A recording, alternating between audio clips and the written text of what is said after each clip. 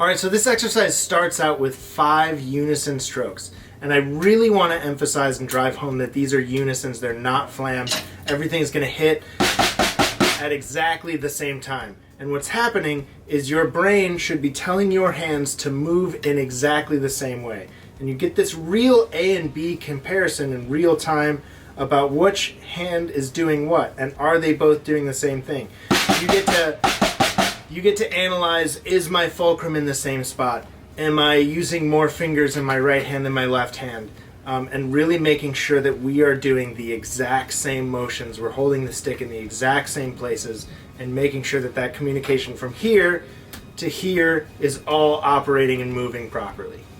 So there is a little bit of an accent on that first note of the 5 unison strokes, right? We have this kind of natural tendency to emphasize this. I'm playing this at a tempo where it's mostly going to be finger control, but this exercise works at any tempo.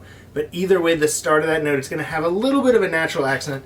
I marked it in the transcription as a tenuto marking, so it's just like an accent without trying to be an accent. Now moving on to the single stroke part of the exercise, your right hand is going to stay the same. It's your left hand that's changing.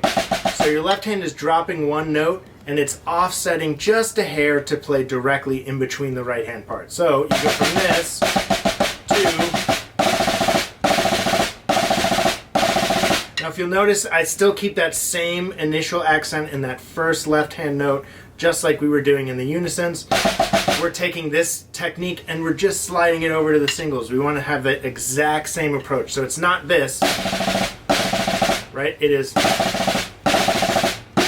exactly the way we were approaching the unisons is exactly the way that we want to approach the singles. So in between all this, we always go back to our unisons to check in how we're doing. This is called the check pattern in the drumline world. But yeah, so we're going to go back to the unisons, and then we're going to move to the harder part of the exercise, which is the left hand lead singles. Now, what I want to stress is that we have already done the physical motion of this exercise. The physical motion is this. If you can do that, then you can play the singles. It doesn't matter which hand you play them off of.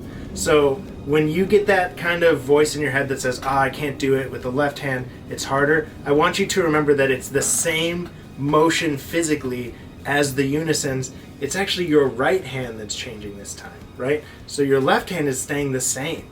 So theoretically, this shouldn't be harder.